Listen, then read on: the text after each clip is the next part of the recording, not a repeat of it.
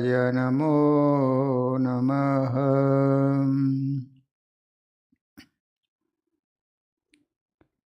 બોલો સ્વામિનારાયણ ભગવાનની જય. શ્રી હરિકૃષ્ણ મહારાજની, શ્રી નરનારાયણ દેવની, શ્રી લક્ષ્મીનારાયણ દેવની, શ્રી રેવતી બળદેવજી મહારાજની જય. સ્વામિનારાયણ હરે. સંવંત 1876 મહાસુદી 13ને દિવસ સ્વામી શ્રી સહજાનંદજી મહારાજ શ્રી ગરડા મધ્યે દાદા ખાચરના દરબારમાં શ્રી વાસુદેવ નારાયણના મંદિરની આગળ લીંબડાના વૃક્ષની હેઠે ઓટા મધ્યે ઢોલિયા ઉપર આથમણે મુખારવિંદે સંધ્યા સમયે બિરાજમાન હતા અને સર્વે શ્વેત વસ્ત્ર પહેર્યા હતા અને પોતાના મુખારવિંદની આગળ મુનિ તથા દેશ દેશના હરિભક્તની સભા ભરાઈને બેઠી હતી અને પોતાના મુખારવિંદની આગળ 2 મશાલો બળતી હતી અને શ્રી વાસુદેવ નારાયણની સંધ્યા આરતી તથા નારાયણ ધૂન થઈ રહી. શ્રીજી મહારાજ બોલ્યા છે, સર્વે સાવધાન થઈને સાંભળો, એક વાર્તા કરીએ છીએ. ત્યારે સર્વે મુનિ તથા હરિભક્ત બોલ્યા છે, હે મહારાજ કહો. પછી શ્રીજી મહારાજ બોલ્યા છે, જે ભગવાનનો ભક્ત હોય એને નિત્ય પ્રત્યે ભગવાનની પૂજા કરીને સ્તુતિ કરીને ભગવાનની પાસે એમ માગવું છે, હે મહારાજ, હે સ્વામી, હે કૃપા સિંધો, હે શરણાગત પાલક, કુસંગી થકી મારી રક્ષા કરજો. તે કુસંગી 4 પ્રકારના છે. એક કુડાપંથી, બીજા શક્તિપંથી, ત્રીજા શુષ્ક વેદાંતી અને ચોથા નાસ્તિક. ગઢડા પ્રથમ પ્રકરણનું 48મું વચનામૃત. આ વચનામૃત જીવનનું લક્ષ્ય શુદ્ધિ માટેનું વચનામૃત છે. મન શુદ્ધ જોઈએ. આરોગ્ય 2 પ્રકારનું છે, એક તનનું અને બીજું મનનું. એમાં 3 પ્રકારે તનનું આરોગ્ય બગડે છે: હવા, પાણી અને ખોરાક. તમે વાસી ખોરાક, પડતર ખોરાક, જોયા વિનાનો રાંધેલું, જે ન ખાવા જેવી વસ્તુ ખાવાથી આરોગ્ય બગડે છે, માણસ બીમાર પડે છે. ખોરાક શુદ્ધ હોય પણ પાણી ખરાબ હોય તોય આરોગ્ય બગડે છે.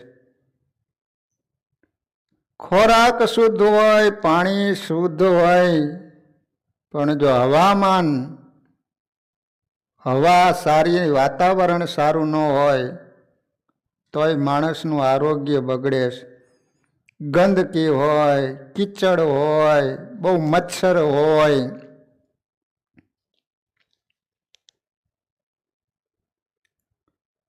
જે રીતે આરોગ્ય આ 3 પ્રકારે બગડે છે, એ જ રીતે મન પણ બગડે છે. મન બગડે એટલે મનમાં વિકૃતિઓ આવે, અધર્મના રસ્તે ચાલવાનું મન થાય, પાપ કરવાનું મન થાય.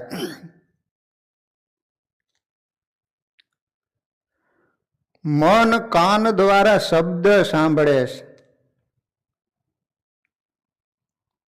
વાલ્યો લૂંટારો હતો, એને નારદ મુનિના શબ્દો કાનમાં પીડ્યા તો વાલિયો લૂંટારો મટી અને વાલ્મીકી ઋષિ બની ગયો. વિશ્વામિત્ર હતા એ મેનકાના ઝાંઝરનો અવાજ સાંભળતા જ, એ શબ્દ પડતા જ એની અંદર અંધ બન્યા અને એની સાથે વિશ્વામિત્ર જે ગાયત્રી મંત્રના દ્રષ્ટા કહેવાય, બીજું સ્વર્ગ એની રચના કરી શકે આવા શક્તિશાળી હોવા છતાંય પણ એક મેનકાના ઝાંઝરનો ઝણકાર સાંભળતા જ એમાં પાગલ બન્યા અને એના થકી શકુંતલાનો જન્મ થયો. આ શબ્દની તાકાત છે. એ જ રીતે મન આંખ દ્વારા રૂપનું પાન કરે છે. જેવું રૂપ જોવે છે એવું જ આપણું મન બને છે. અજામિલ કેટલો શુદ્ધ બ્રાહ્મણ હતો, પણ વૈશ્યાનું રૂપ જતા જ એની પાછળ અંધ બન્યો છે અને પવિત્ર હોવા છતાંય પોતાના તમામ ધર્મ મૂકી અને અધર્મી બની ગયો છે. મનને માટે વાતાવરણ કયું? તો શ્રીજી મહારાજે વચનામૃતમાં કીધું કે 7 માળની હવેલી હોય, વૈશ્યાઓ થઈ કાર કરી રહી હોય, અરસપરસ એકબીજાઓ દારૂ પાતા હોય, ત્યાં તમે રહો તો માણસનું મન વિકૃત બને છે. ત્યાં કોઈ દિવસ માણસને સારા વિચારો ન આવે. તો એ સ્થાનનો કુસંગ છે. એ જ રીતે વ્યક્તિનો કુસંગ છે. સ્થાનનો કુસંગ છે એ તો કદાચ તમે એક શેરીમાંથી બીજી શેરીમાં રહેવા જતા રહો, અથવા તો એક ગામ છોડીને બીજા ગામમાં જતા રહો તો એ કુસંગ થકી જ તમે બચી શકો છો. બીજો કુસંગ છે વ્યક્તિનો, અને વ્યક્તિનો કુસંગ ટાળવો બહુ કઠણ છે, કારણ કે વ્યક્તિ ભેગું તો આપણે રહેવાનું છે. એટલા માટે આ વચનામૃતની અંદર સ્વામિનારાયણ ભગવાન એમ કહે છે કે ભગવાનના ભક્ત હોય એને દરરોજ ભગવાનની પૂજા કરવી જોઈએ, નિત્ય પૂજા કરવી જોઈએ. નિત્ય પૂજા એટલે શું? પ્રાતઃકાળે ભગવાનની પૂજા કરવી, નિયમિત પૂજા કરવી, નિયમપૂર્વક પૂજા કરવી. મનુષ્ય માત્રનો આચાર છે હરિસ્મરણ કરવું. જે મનુષ્ય હરિસ્મરણ કરતો નથી એનું જીવન વ્યર્થ છે. આપણે જોઈએ છીએ કે સમાજમાં બધા જ લોકો હરિસ્મરણ કરતા નથી. બધાની વાત જવા દો, તેવાય પણ ઘણા લોકો છે જે પોતાની જાતને સત્સંગી કહેવાવડાવે છે, પણ પ્રાતઃકાળે ભગવત પૂજા પાઠ કરતા નથી. મનમાં આવે તો ક્યારેક દર્શને જાય છે, સાધુ મળી જાય તો લટક સલામ કરે છે, મનમાં આવે તો કથા શ્રવણ કરી લે છે, મનમાં આવે તો ક્યારેક ફિલ્મ પણ જોઈ આવે છે. જ્યારે અમુક વર્ગ એવો છે કે પૂજા પાઠ કરે છે પણ નિયમપૂર્વક કરતો નથી. કોઈ દિવસ પૂજા કરે, કોઈ દિવસ ઠાકોરજીને અભરાઈ ઉપર ચડાવી દે છે, પરંતુ એમાંથી પણ અમુક વર્ગ તમને શોધો જ મળે કે સાચા અર્થમાં નિત્ય પૂજા કરે છે. હવે પૂજાનો સાચો અર્થ શું છે? પૂજા એટલે શું? તન્મયતાથી જે હરિની આરાધના કરે, લીન થઈને જે પ્રભુને આરાધે, પ્રભુના સ્વરૂપમાં તાર જોડે, જેમ પ્રભુ ભજનમાં એક તારો ગુંજતો હોય તેમ હૃદયનો તાર તુહી બોલતો હોય, એવી રીતે પ્રભુમાં સંલગ્ન બનીને પ્રભુની પૂજા કરવી એ પૂજાનો સાચો અર્થ છે. આ રીતે પ્રભુની આરાધના કરવા વાળો વર્ગ બહુ ઓછો છે. પૂજા કર્યા પછી તૃપ્તિનો આનંદ થવો જોઈએ. જેવી રીતે આપણે ભોજન કરવા બેસીએ છીએ ત્યારે કોઈ વસ્તુ છોડવી એ આપણને પસંદ નથી, બરાબર કસ કાઢીને ભોજન કરીએ છીએ.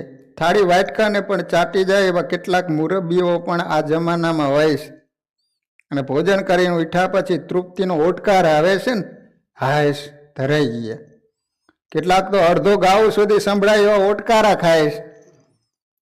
એ ભોજનની પરિતૃપ્તિ છે. એવી રીતે પૂજા કર્યા પછી ઈશ્વર આરાધનાની તૃપ્તિ ક્યારે આવીશ? પૂજા કર્યા પછી આમ તૃપ્તિ થવી જોઈએ. પૂજા કર્યા પછી જે ધરાઈને ભરાઈને ઊભો થતો હોય એ જ સાચી પૂજા હશે. પૂજા કરો એટલે આપણને આમ ધરાઈ જવું જોઈએ, સંતોષ થવો જોઈએ. આવી રીતે પૂજા થાય એ ખરી પૂજા છે.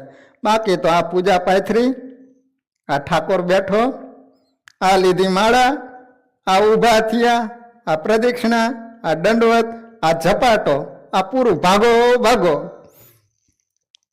ક્યારેક ક્યારેક તો એવું બને કે પૂજા પૂરી કરી લે, માળા કરી લે, દંડવત કરી લે, જ્યારે ઠાકોરજીને નૈવેદ્ય ધરાવવા જાય ને ત્યારે ખબર પડે કે આ તો ઠાકોરજી ઊંધા બિરાજે છે. ઠાકોરજીને શીર્ષાસન ઘણા કરાવી દે. ઠાકોરજી વિચાર કરે કે એલા મેં તારો શું ગુનો કર્યો છે પૂજામાં આવી ગરબડ થાય? એનું કારણ માલા તો કર મેં ફિરે, મુખ મેં ફિરે જીવાય, મનવા તો 14 ફિરે, હો તો સુમિરન નહીં. જેની પ્રાતઃ પૂજા સુધરી એનું આખું જીવન સુધર્યું. એક બહુ સરસ બાબત સમજવા જેવી છે. જેને પ્રાતઃ પૂજા સુધરીને એનું સંપૂર્ણ જીવન સુધર્યું. જેને પૂજામાં વિધિસર બેસવા છતાંય મન લાગતું નથી, ભાવ આવતો નથી, તો એ વ્યવહારિક પ્રવૃત્તિમાં પરોવાશે ત્યારે હરિસ્મરણ કઈ રીતે કરશે? જે ભગવાનની પૂજામાં જ બેસે છે ત્યારે પણ જો આપણું મન ઠાકોરજીમાં લાગતું ન હોય તો પછી પ્રવૃત્તિ કરવા માટે જાય ત્યારે તો એ ભગવાનનું ભજન શું કરે? પૂજામાં બેઠો હોય તોય ભગવાનમાં મન ન હોય, ભગવાનનું ભજન ન થતું હોય, તો એવી વ્યક્તિ વ્યવહારમાં જોડાય ત્યારે તો હું ભજન કરતો હોય? જેને પ્રાતઃ પૂજામાં વિધિસર બેસવામાં મન લાગે છે એને સ્મરણનો દોર ઝીલાયો છે. એ જ્યારે વ્યવહારમાં જશે ને ત્યારે પણ સ્વામિનારાયણ સ્વામિનારાયણ જપ કરશે. માટે કોણ કેટલો સારો સાધુ થશે અથવા તો કોણ કેટલો સારો સત્સંગી થશે એનું માપ એની પ્રાતઃ પૂજા ઉપરથી છે. સવારે જે પૂજા વ્યવસ્થિત રીતે ભગવાનનું ભજન કરી શકતો હોય સમજી લેવાનો કે આ સાધુ કે આ સત્સંગી બહુ સારો થવાનો. સવારની પૂજા ઉપરથી તમને ખ્યાલ આવી જાય કે આ કેવો હરિભગત ને આ કેવો સાધુ છે. જેની પૂજામાં કાંઈ દમ ન હોય સમજી લેવાનું એમાં દમ હોય જ નહીં. પ્રાતઃ પૂજા સાધનાનું સૂત્ર છે અને પ્રથમ સોપાન છે.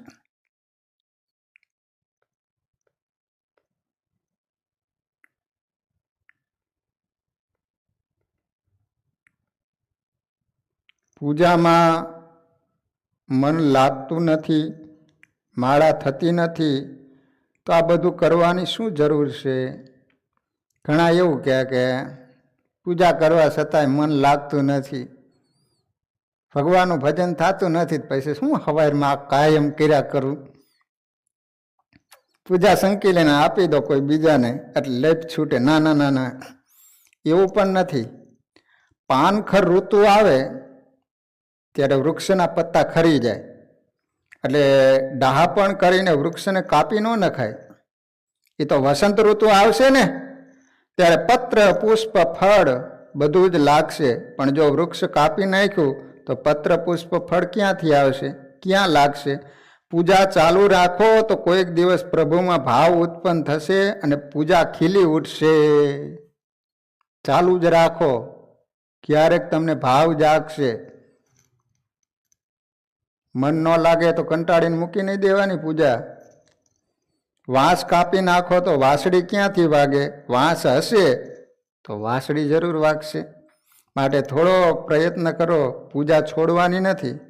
પરંતુ ઘણા લોકો તો એમ જ કહેતા હોય છે કે ભાઈ આ બધું નકામું છે, આ બધું છોડો, આની જરૂર શું છે? દરરોજ આ મદારીની જેમ ખલેચો પાથરવાની જરૂર શું છે? ના, જરૂર છે, મુરબ્બી જરૂર છે. તમે એમને કંઈક પૂછો એટલે તરત કહે છે વાય શા માટે? વાય? નહીં તો તમને વાય હિસ્ટેરિયા થઈ જશે. હવે પ્રથમ પ્રશ્ન એ ઉપસ્થિત થાય કે પૂજા શા માટે? હાલો, શું કામ હવાર પડે ને પૂજા કરવાની? આ પ્રશ્ન મોટામાં મોટો છે. શા માટે પૂજા કરવાની? સરસ મજાનો જવાબ છે. નિત્ય પૂજા 5 કારણોસર કરવામાં આવે છે. એના 5 કારણ છે. પહેલું, આભાર ભાવ વ્યક્ત કરવા માટે. બીજું, મનની શાંતિ માટે. ત્રીજું, મનની સફાઈ સ્વસ્થતા માટે. ચોથું, મનોબળ પ્રાપ્ત કરવા માટે. પાંચમું, શ્રેયની પ્રાપ્તિ માટે. આ 5 કારણ માટે ભગવાનની પૂજા કરવી જોઈએ. પહેલું, આભાર ભાવ વ્યક્ત કરવા માટે. આપણે કોઈ પાણીનો ગ્લાસ આપે તો આપણે કહીએ થેન્ક યુ. આપણને કોઈ 5 મિનિટ લખવા માટે પેન આપે તો આપણે કહીએ થેન્ક યુ, આભાર. આપણને કોઈ થોડી વાર બેસવા માટે જગ્યા આપે તો આપણે કહીએ થેન્ક યુ. આપણે આર્થિક રીતે કષ્ટ અનુભવતા હોય અને કોઈ આપણને 5-25 હજાર રૂપિયા આપે તો આપણે કહીએ થેન્ક યુ, એના પગ ચાટી લઈએ છીએ. સમાજમાં કોઈ સારું કાર્ય કર્યું હોય, સમાજ સેવાનું કાર્ય કર્યું હોય તો આપણે એના અભિનંદન સમારોહનું આયોજન કરીએ છીએ, એનું અભિવાદન કરીએ છીએ, સ્ટેજ ઉપર એને આમંત્રણ કરીએ છીએ, સોફા સેટ ઉપર બેસાડીએ છીએ, એને પુષ્પની માળા પહેરાવીએ છીએ, પુષ્પગુચ્છ આપીએ છીએ, શાલ ઓઢાડીએ છીએ અને એનું સન્માન કરીએ છીએ. રૂપિયાની થેલી આપીએ છીએ, 2 શબ્દો સ્તુતિના બોલીએ છીએ. આ શું છે? આ એની પૂજા છે. એનો આભાર વ્યક્ત કરવાની આ વિધિ છે. ત્યારે આપણે એમ શા માટે નથી કહેતા કે આ બધું કરવાની શું જરૂર છે? ત્યારે કેમ કોઈ પ્રશ્ન નથી કરતા? અને જ્યારે ઠાકોરજીની પૂજા કરવામાં આવે ત્યારે આપણને એમ થાય છે કે પૂજા કરવાની શું જરૂર છે? કુટુંબમાં આપણા માટે કોઈએ કંઈ સારું કાર્ય કર્યું હોય તો આપણે એને આપણા ઘરે આમંત્રણ કરીએ છીએ, તેની આગતા સ્વાગતા કરીએ છીએ, એને ભોજન કરાવીએ છીએ, એનું અભિવાદન કરીએ છીએ, એનો આભાર માનીએ છીએ. આમ સામાન્ય મનુષ્યનું આપણે આટલું અભિવાદન અને પૂજન કરતા હોઈએ તો જેને ભગવાને આ માનવ તન મને અને તમને આપ્યું એને જરાય પણ થેન્ક યુ નહીં કહેવાનું, એમનો જરાય પણ આભાર વ્યક્ત નહીં કરવાનો. આ માનવ શરીર કેટલું કિંમતી છે તમે જાણો છો? અમેરિકાના મહાન વૈજ્ઞાનિક પ્રોફેસર મોરોવિટ્સ અત્યંત સૂક્ષ્મ દ્રષ્ટિથી આ માનવ તનની કિંમત આંકે છે. મોરોવિટ્સ કહે છે કે $6,000 ટ્રિલિયન એટલે કે 6 ઉપર 15 શૂન્ય ચડાવો એટલા ડોલર, આટલી કિંમત આ માનવ તનની છે. રૂપિયામાં ગણવું હોય તો 240 ઉપર 15 મીંડા ચડાવો અને જેટલા રૂપિયા થાય એટલી કિંમત આ માનવ તનની છે. 240 એની ઉપર 15 મીંડા ચડાવો, કેટલી કિંમત થાય? એટલી આ શરીરની કિંમત છે. લો, આપણે ગણી ન શકીએ. અમેરિકાના વૈજ્ઞાનિકે માણસની આટલી કિંમત આંકી. આપણને કોઈ 5-25 હજાર રૂપિયા આપે તો આપણે એને thank you thank you thank you કહીએ. અને આટલો બધો ધનરાશિ જેને આપણી ઉપર સાવ મફતમાં લૂંટાયો એને જરાય પણ હાથ જોડીને આભાર નહીં કહેવાનો. આ શરીરનું દર્શન તો કરો. તેમાં હૃદય છે, ફેફસા છે, કિડની છે, જઠર છે. હૃદય શરીરમાં રુધિરાભિસરણ તંત્રને ગતિમાન રાખે છે. ફેફસા શ્વાસોશ્વાસની ક્રિયામાં મહત્વના છે. કિડની રુધિરને શુદ્ધ કરે છે. જઠરમાં ખોરાકનું પાચન થાય છે. જો આ બધા જ કાર્યો મશીનો દ્વારા અને માણસો દ્વારા કરાવવાના હોય તો આપણી દિશા શું થાત? રાતે હુઈ જાય ને આપણે શ્વાસ ચાલુ રહે. આવું ન હોય ને કોઈક માણસ બેવારો પડતો હોય તો આમ ડંકી દીધા કરતો હોય તો એવો પંપ મૂક્યો હોય તો આપણે કરીશું. આખી રાત કોણ જાગે? પણ આ તો જો આપણે રાતે સુઈ જઈએ છીએ ને શ્વાસ ચાલુ રહે છે. આપણે આરામથી ખાઈ પીને સૂઈ જઈએ અને સવારે ઉઠીએ તો ભોજન બધું પચી જાય. આપણે સૂઈ જઈએ તોય પણ હૃદય ચાલુ રહેશે, શ્વાસ ચાલુ રહેશે. નહીતર બાપ સૂઈ જાય અને દીકરો નાકમાંથી દોરી તાયણા કરે ત્યારે શ્વાસ લેવાતો હોત તો. મશીનો દ્વારા કે અન્ય માણસો દ્વારા જો આ કરાવવાનું હોય તો એની કિંમત સમજાય. મોરો વીટશે માત્ર માનવ તનની, માત્ર ખાલી બોડીની જ કિંમત આંકી છે, પણ પરમાત્માએ આપણને મન, બુદ્ધિ, ચિત્ત વગેરે આપ્યા. એની કિંમતનો અંદાજ મોરો વીટ્સ લગાવી શક્યો નથી. મન બુદ્ધિની કિંમત તો કેટલી જબરજસ્ત છે. આ ખોખું ગમે એટલું સારું હોય, રૂપાળું હોય, પણ એમાં અક્કલ ઓછી હોય તો એ શું કામનું? માણસ ગમે એટલો ડાયો હોય પણ જ્યારે અક્કલ ફરી જાય ને ત્યારે એને મેન્ટલ હોસ્પિટલમાં એડમિટ કરવો પડે છે. આ માનવતનની કિંમત એમાં રહેલી બુદ્ધિ ઉપર આધારિત છે. જો માનવતનની કિંમત આટલી બધી હોય તો મનની બુદ્ધિની કિંમત તો કેટલી બધી થાય. બે મિત્રો બેઠા બેઠા વાતો કરતા હતા. એક મિત્ર બીજાને કહે, આ દુનિયામાં ઘણા લોકો મોટા મોટા કામ કરે અને પોતાનું નામ દુનિયામાં અમર કરે, તો ચાલ ને આપણે પણ એવું કોઈ મહાન કાર્ય કરીએ જેથી આપણું નામ ઇતિહાસમાં સુવર્ણ અક્ષરે લખાય. બીજો મિત્ર કહે, હા તારી વાત સાચી છે, પણ આપણે શું કરીએ? પેલો મિત્ર કહે, અમેરિકનો અને રશિયનો ચંદ્ર અને મંગળ ઉપર જઈ આવ્યા, તો આપણે સૂર્ય ઉપર જઈએ. બીજો મિત્ર કહે, તું ગાંડો થઈ ગયો લાગે, સૂર્ય ઉપર જઈએ તો બળીને ખાક થઈ જઈએ. ત્યારે પેલો મિત્ર કહે, હું ક્યાં દિવસે જવાની વાત કરું, આપણે રાત્રે જઈશું, રાતે. આમ તન કરતા બુદ્ધિની કિંમત વધુ છે. મન બુદ્ધિની કિંમત વધારે છે એ તો સમજ્યા, પણ પરમાત્માએ આપણને ફેસિલિટી, સુવિધાઓ આપી છે. હવા, પાણી, ખોરાક, તેનું શું? દુનિયાનો મહાન સમ્રાટ સિકંદર ફક્ત એક પાણીના ગ્લાસ માટે સાધુની પાસે પોતાની તમામ સલ્તનત લૂંટાવવા માટે તૈયાર થયો હતો.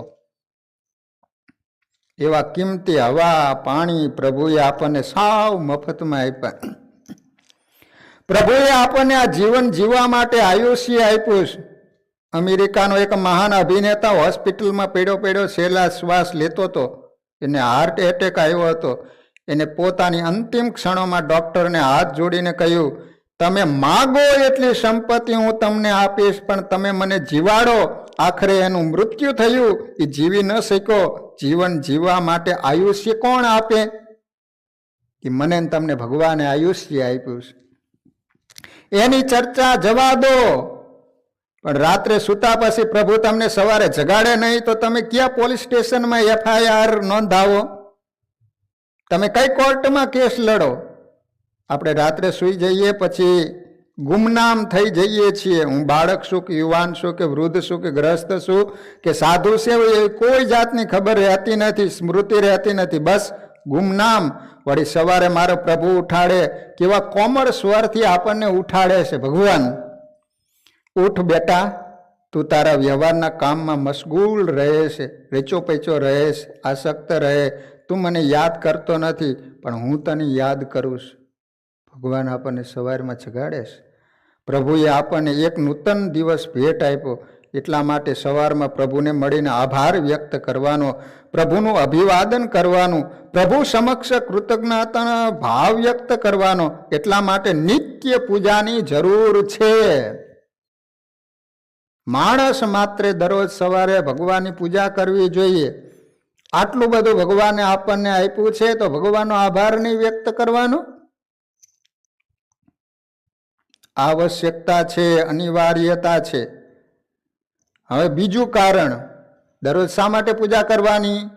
પહેલું કારણ ભગવાનનો આભાર વ્યક્ત કરવા માટે. હવે બીજું કારણ છે મનની શાંતિ માટે. પૂજા શા માટે કરવાની?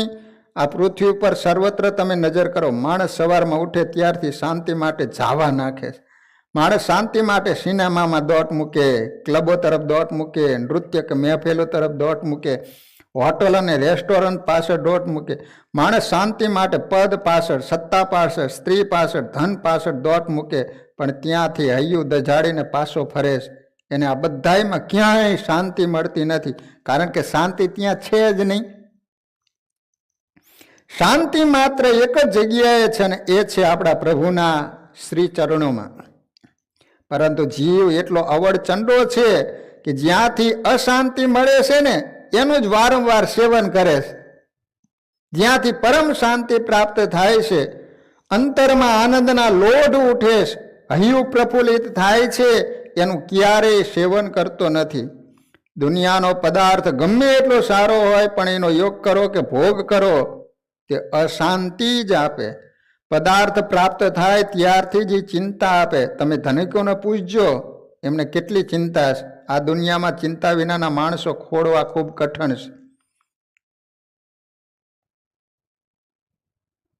જો મેઘપુર ગામની અંદર સુંદરજી સોની હતા, સ્વામિનારાયણ ભગવાનના અનન્ય ભક્ત, ભગવાન પ્રત્યે અપાર શ્રદ્ધા.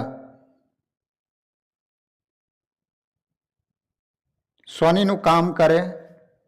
સોનું ઈ જમાનામાં ખરીદી કરવા માટે જામનગર જવું પડે. ખરીદી કરતા કરતા સૂર્યાસ્ત થઈ ગયેલો. જામનગર એને પોતાના કોઈ પરિચિતને ત્યાં રાત્રિવાસો કર્યો ને પછી સવારે ભગત સોના ચાંદીનો જે કંઈ સામાન હતો એ પહેલાંના જૂના જમાનામાં સામાન ભરવાની ખલેચી આવતી, એમાં ભરી ખલેચી ખંભે લટકાવી સ્વામિનારાયણ સ્વામિનારાયણ સ્મરણ કરતા ચાલતા થયા. મહારાજનું ભજન સ્મરણ કરતાં કરતાં રસ્તામાં ચાલ્યા જાય છે. એમાં ઊંડ નદીનો પ્રદેશ આવ્યો. 2 કિલોમીટરનો પ્રદેશ ખૂબ જ ભયંકર હતો. આ પ્રદેશમાં ચારેય બાજુ ઊંડી કોતરો અને ગીચ ઝાડીઓ હતી. અહીં થોડે દિવસે અનેક લોકો લૂંટાયાના પ્રસંગો બનેલા. હવે સુંદરજી સ્વામીએ વિચાર કર્યો કે અરે બાપ રે માયરા, દર વખતે તો દેવી સિંહ વડાવ્યો તરીકે મારી સાથે હોય છે. એક માણસ રક્ષક જ્યારે જાય ને લેવા માટે, કારણ કે સોનું લાવવાનું હોય એટલે રસ્તામાં કોઈક લૂંટી લેતો, એટલે સાથે એક વડાવ્યો, એટલે રક્ષક માણસ સાથે લઈ જતા, એટલે કોઈ લૂંટી ન લે. પણ આ વખતે સાથે કોઈ હતું નહીં, એકલા આવ્યા હતા. હે મહારાજ, શું થશે? સુંદરજી હજી તો વિચાર કરે ત્યાં જ પાછળથી અચાનક ધબડક ધબડક ધબડક ધબડક ઘોડાના ડાબલાનો અવાજ આવ્યો. ભગતે પાછળ નજર કરી તો કરડો જુવાન જામનગરનો વાઘેર હથિયારબંધ આવી રહ્યો હતો. ભગતને ડર લાગ્યો. થોડી વારમાં તો પેલા વાઘેર એની નજીક આવી ગયો. એને ઘોડા ઉપરથી ભગતને ઠેબું માર્યું અને કહ્યું, એ કઈ બાજુ જાય છે? ખલેચીમાં શું છે? સુંદરજી ભગતે ગભરાટના માર્યા પરસેવો વળી ગયો. એને થોથવાતી જીભે જવાબ આપ્યો, સામે ગામ મેઘપુર જવું છે. આ ખલેચીમાં મારો ઘર સામાન છે. વાઘેર સુંદરજી ભગતને ઊંડ નદીના કોતરમમાં પ્રદેશમાં લઈ ગયો. વાઘેરે ઘોડાને એક ઝાડની સાથે બાંધી દીધો. સુંદરજીને કહે, લાવ તારો ખલેચો, એમાં શું છે એ મને જોવા દે. વાઘેરે ભગતનો ખલેચો તપાસ્યો, એમાંથી સોનું ચાંદી નીકળ્યું. વાઘેરે ભગતને કહ્યું, આ તારો ઘર સામાન છે? ભગત કહે, અરે બાપા, હું સોની છું તો સોનું ચાંદી જ મારો ઘર સામાન કહેવાય ને. વાઘેર કહે, ભલે વાંધો નહીં, ચાલ, તારા ખીચામાં હજુ કાંઈ હોય તો બહાર કાઢીને ઢગલો કરી દે, એટલે તને માર્યા પછી મારે તારું મળદું ચૂથવું ન પડે. ચાલ, જલ્દી કર. આ સાંભળી સુંદરજી ભગત તો ડરના માર્યા થર થર ધ્રુજવા લાગ્યા. વાઘેરને કહ્યું, બાપુ, તમારે જે જોઈએ લઈ લો, પણ મને મારશો નહીં. મને મારવાથી તમને શું ફાયદો થઈ છે? આ ડાકુ હતો. વાઘેર કહે, તને મારી નાખવાનો મારો હેતુ એ છે કે મારા સાગરીતોએ પહેલાં એવી ભૂલ કરી હતી.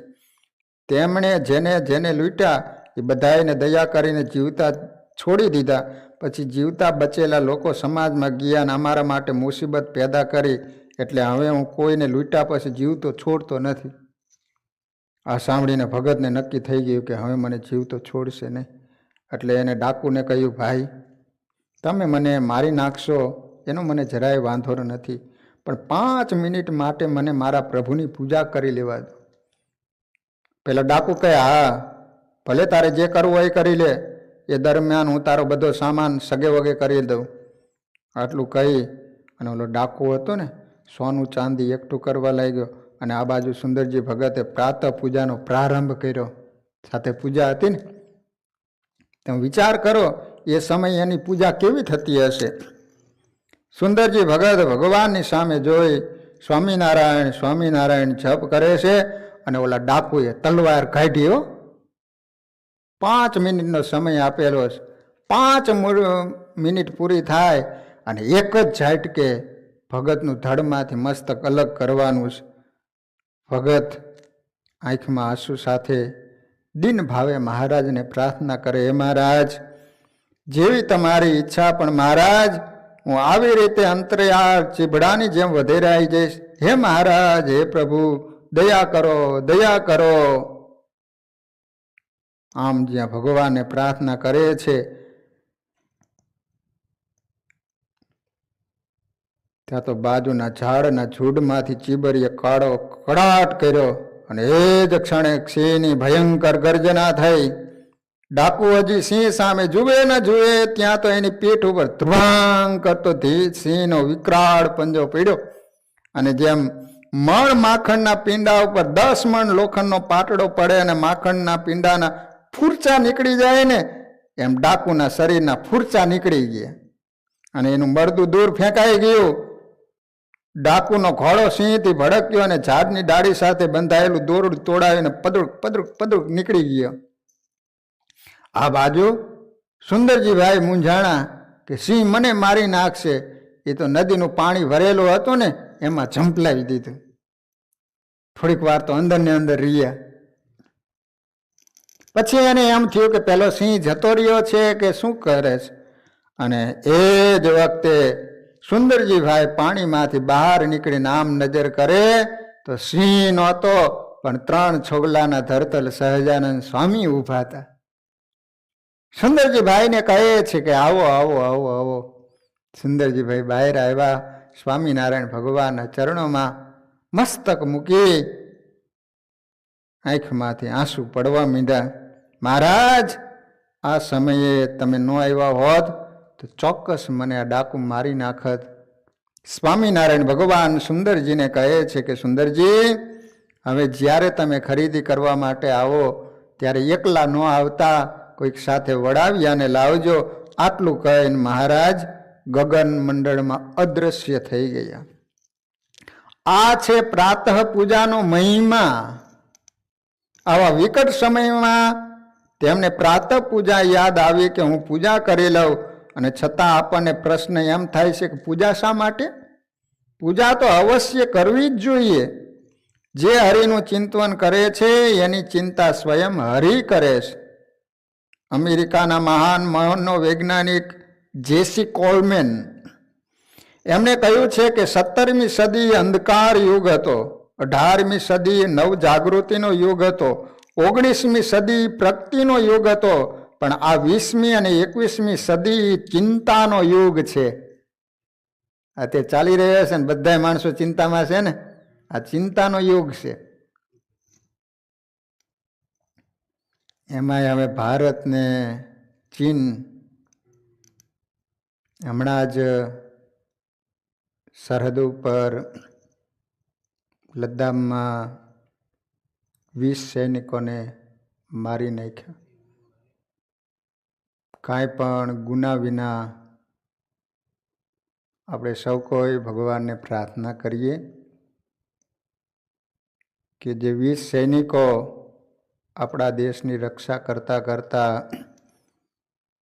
પ્રાણની આહુતિ આપી દીધી, હે મહારાજ, એમના આત્માને શાંતિ અર્પજો. એ આત્માને કાયમને માટે આપની પાસે રાખજો. નવયુવાન 30, 35, 40 વર્ષના ઉંમરના એના પરિવાર, એના ઉપર તો કેટલો મોટો આઘાતજન્ય દુઃખ આવી પડ્યું હશે એ તો આપણે સૌ કોઈ કલ્પના કરી શકીએ છીએ. કોઈકના એકના એક દીકરા હશે, કોઈકના ઘરે લગ્ન કરેલા હશે, નાના એવા ટાબરિયા હશે, કોઈના 8 વર્ષ, કોઈના 5 વર્ષ છોકરાઓ ઘરે હશે. અને આ રીતે જ્યારે અચાનક વિદાય લીધી હશે ત્યારે એના પરિવાર ઉપર જાણે આભ તૂટ્યો હશે એવી વેદના થતી હશે. બસ આપણે સૌ કોઈ ભગવાનને પ્રાર્થના કરીએ કે એના પરિવારને ભગવાન ધીરજ આપે અને સરહદ ઉપર જે દેશની રક્ષા કરી રહ્યા છે એ તમામ સૈનિકોનું, તમામ લશ્કરોનું ભગવાન કાયમને માટે રક્ષણ કરે એવી આજે ભગવાનના ચરણોમાં પ્રાર્થના કરીએ છીએ. અને આનો ટૂંક સમયમાં બધો જ અંત આવે અને શાંતિ દેશમાં વ્યાપે એવી ભગવાનના ચરણોમાં પ્રાર્થના. 21મી સદી એ ચિંતાનો યુગ છે. આ યુગમાં, આ સમયમાં દરેકને કોઈને કોઈ પ્રકારની ચિંતા સતાવે છે. ચિંતા એને નહીં સતાવે જેને હરિનું શરણ ગ્રહણ કર્યું હશે. અરે ભાઈ, જે ક્યારેય પૂજા ન કરતા હોય એ પ્રાતઃકાળે ભગવાનની પૂજા કરે અને મનમાં જે શાંતિનો, દિવ્યતાનો અનુભવ થાય એનો આનંદ માણે. આહા, ભગવાનના સ્વરૂપના સાનિધ્યથી કેટલી હળવાશ મળે છે. ચિંતા, ડિપ્રેશન, માનસિક નબળાઈ, ગ્લાની, તૃષ્ણા, લાલસા બધું જ દૂર થઈ જાય, હટી જાય. આજે તો વિદેશમાં પણ ડૉક્ટરો જ્યારે હાર્ટ એટેકના દર્દીઓને ઉપચાર વિધિ, દવા ચિઠ્ઠી લખી આપે એમાં પ્રથમ સ્થાન મેડિટેશનને કહેતા તમે ચિંતન, મનન, ધ્યાન એના ઉપર આપે છે. તમે ચિંતન મનન કરજો, તમે ધ્યાન કરજો, તમે યોગ કરજો, તમે પ્રાર્થના અને પૂજા કરજો, જેથી તમારો આ રોગ જલ્દીથી કવર એટલે દૂર થશે. હવે પશ્ચિમના લોકો પણ પ્રાર્થના, પૂજા, ધ્યાન, મનન, ચિંતનનો મહિમા સમજ્યા છે અને આપણે ધીમે ધીમે એને ડાઉન કરતા જઈએ છીએ. અમે ઓસ્ટ્રેલિયા ગયા હતા ને તો ત્યાં ભૂરિયા લોકો હરે રામ હરે કૃષ્ણ ઢોલકી લઈ લઈને કેવી ધૂન બોલાવે હો, આમ શેરીઓમાં, બજારોમાં, ભર બજારમાં. આપણને એમ લાગે કે ઓહો. અને આપણા એ લોકો બધા બહેનો પાસે સાડીઓ પહેરે. બોલો, આપણા ભારતીય લોકો જે રીતનો પોશાક પહેરે ને, હા બોલો, આમ લાજ શરમ બધું છોડી અને નાચતા નાચતા કેવા પ્રભુમાં તન્મય બની અને સંકીર્તન કરતા હોય. એનું કારણ શું? એ લોકોને પણ ખ્યાલ આવે છે કે આ કરવાથી શાંતિ મળે છે. અમથા એ માણસો કરતા છે. તમે જુઓ. અને ધીમે ધીમે આપણે એનાથી વિમુખ થતા જઈશ કે આવું શા માટે કરવાનું? પ્રશ્નો કરે છે. વાય સ્ટાઇન મેડસ નામના ડોક્ટરે એવી અંદરની ઘોષણા કરી, એને ખરેખર કાન ખોલીને સાંભળવા જેવી અને યાદ રાખવા જેવી. મિત્રો સાંભળો, વિશ્વની જેટલી પ્રયોગશાળાઓ છે એને જ્યારે પ્રાર્થના ખંડમાં ફેરવી નાખવામાં આવશે ત્યારે વિશ્વ સાચી શાંતિનો અનુભવ કરી શકશે. આ ડોક્ટરે યાદ રાખવા જેવી ઘોષણા કરી. પ્રાર્થના પૂજાથી શાંતિનો અનુભવ થાય છે. મન સ્વસ્થ થાય છે. રોગ અને મનને પારસ્પરિક સંબંધ છે. જો મન સ્વસ્થ હશે તો શારીરિક કે માનસિક રોગ ઓછા થશે અને અમુક રોગ તો થશે જ નહીં. એટલે જો મન સ્વસ્થ હશે તો શરીર પણ સ્વસ્થ રહેશે. આમ મનની શાંતિ માટે પૂજા કરવી. બીજું કારણ કેવું આવ્યું? મનની શાંતિ માટે.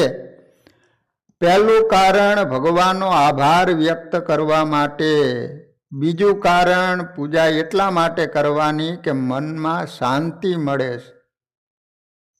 હવે ત્રીજું કારણ મનની સફાઈ માટે. શરીર સ્વસ્થ રાખવા માટે આપણે સ્નાન કરીએ છીએ. સાબુ લગાડીએ, તેલ લગાડીએ, વાળ ઓળીએ, ક્રીમ લગાડીએ, પરફ્યુમ લગાવીએ, ન જાણે કેટલું બધું કરીએ, પણ મનની સફાઈ માટે શું? એમાં કામ, ક્રોધ, લોભ, મોહ, રાગ, દ્વેષ, ઈર્ષા, પ્રપંચ, સ્વાર્થ આ બધો મેલ પડ્યો છે, કચરો પડ્યો છે. એને સાફ કરવા માટે શું? એકમાત્ર હરિ આરાધના સિવાય બીજું કોઈ તત્વ ત્યાં પહોંચતું નથી, પહોંચી શકતું નથી કે જે મનને સાફ કરી શકે, સ્વસ્થ કરી શકે. પ્રાતકાળ પછી તો આપણે વ્યવહારમાં ડૂબવાનું છે. એટલે પ્રાતકાળે પ્રભુની પૂજા કરી, પ્રભુની આરાધના કરી, આંખ ઉપર અને મન ઉપર એવું અંજન અને લેપન કરવાનું કે વ્યવહારમાં જોડાઈએ ને તો વિકારો આપણને ગ્રસી ન જાય. માટે મનની સફાઈ માટે પૂજા આવશ્યક છે. ચોથું કારણ છે મનોબળ પ્રાપ્ત કરવા માટે. જિંદગી એનું નામ પ્રશ્ન, જિંદગી એનું નામ સમસ્યા, જિંદગી એનું નામ સંગ્રામ. જિંદગી એટલે અનેક પ્રશ્નો, અનેક સમસ્યાઓનો સમન્વય. જે જીવન જીવે છે એને અનેક પ્રશ્નો, અનેક સમસ્યાઓનો, અનેક મુશ્કેલીઓનો સામનો કરવો જ પડે છે. આજે તો નાના બાળકોને પણ સમસ્યાઓ સતાશે. તાજેતરમાં તો એક બનેલી સત્ય ઘટના, 12 વર્ષની છોકરીને અભ્યાસની ચિંતા સતાવવા માંડી.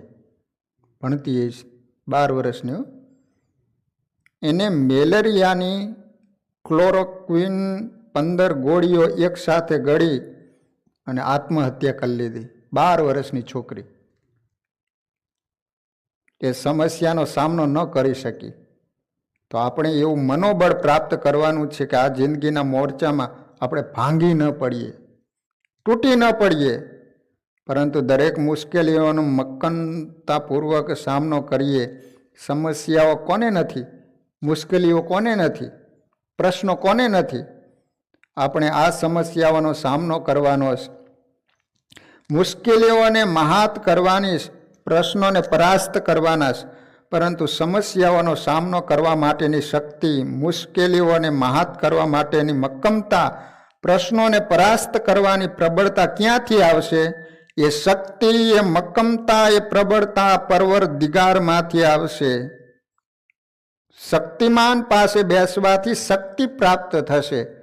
શક્તિમાન પરમાત્મા છે, આપણા ઈષ્ટદેવ સ્વામિનારાયણ ભગવાન છે. જેમ વીજળીનો સંપર્ક થતા બેટરી રિચાર્જ થાય છે, તેમ આપણું મન શક્તિથી ભરપૂર થશે. ધ્રુવ, પ્રહલાદ, જનક, અંબરીશ, મીરાબાઈ, નરસિંહ મહેતા અનેકને સમસ્યાઓ આવી, પણ સમસ્યાઓ સામે ભાંગી ન પડ્યા. કેમ? કારણ કે એમની પાસે હરિબળ હતું, પ્રભુ આરાધનાની શક્તિ હતી. એના પ્રભાવને લીધે તેમને જે ભાંગવા આવ્યા એ જ ભાંગીને ભૂકો થઈ ગયા. માટે જિંદગીની સમસ્યાઓમાં ક્યારે હારવું ન જ, થાકવું ન હોય, ભાંગવું ન હોય તો હરિની આરાધના કરો. મનોબળ પ્રાપ્ત કરવા માટે દરરોજ ભગવાનની સવારે પૂજા કરવી જોઈએ. આ ચોથું કારણ છે. પાંચમું કારણ છે શ્રેયની પ્રાપ્તિ માટે. જેને જન્મ મરણથી રહિત થઈને પ્રભુના સાનિધ્યમાં પહોંચવું હોય, પ્રભુને પ્રાપ્ત કરવા, એને તો પ્રભુને પ્રાધાન્ય આપવાનું જ છે. એ તો બીજા કશા લાભને ઈચ્છતો નથી. નિખાલસ વાત એ છે કે જેને જન્મ મરણની ઘટમાળા મુક્ત થઈને પ્રભુ પાસે પહોંચવું છે, એ તો શારીરિક સુખ, લૌકિક સુખ કે બીજા કોઈ ભૌતિક સુખને ઈચ્છતો નથી. એની પાસે એવું કેલ્ક્યુલેશન, ગણતરી, હિસાબ પણ નથી. એની તો માત્ર એક જ ઈચ્છા છે, કેવળ મારો પ્રિયતમ પિયુ મળે, પ્રાતકાળે હરિસ્મરણ કરવું, એ પ્રભુને પ્રાધાન્ય આપ્યું કહેવાય. સવારમાં ઉઠીને સૌપ્રથમ આપણે કોને યાદ કરીએ? સ્વાભાવિક છે કે આપણને જેને પ્રાધાન્ય આપતા હોઈએ એને જ યાદ કરીએ ને. માટે જેને પ્રભુને પ્રાધાન્ય આપ્યું છે એના માટે પ્રાતઃ પૂજા આવશ્યક છે. આ 5 કારણોને ધ્યાનમાં રાખીને આપણે કહીએ શકીએ કે પ્રાતઃ પૂજા, નિત્ય પૂજા આવશ્યક છે. આ 5 કારણો માટે દરેક વ્યક્તિએ ભગવાનની પૂજા કરવી જોઈએ. તો આ રીતે ભક્તજનો અહીં સ્વામિનારાયણ ભગવાન આ વચન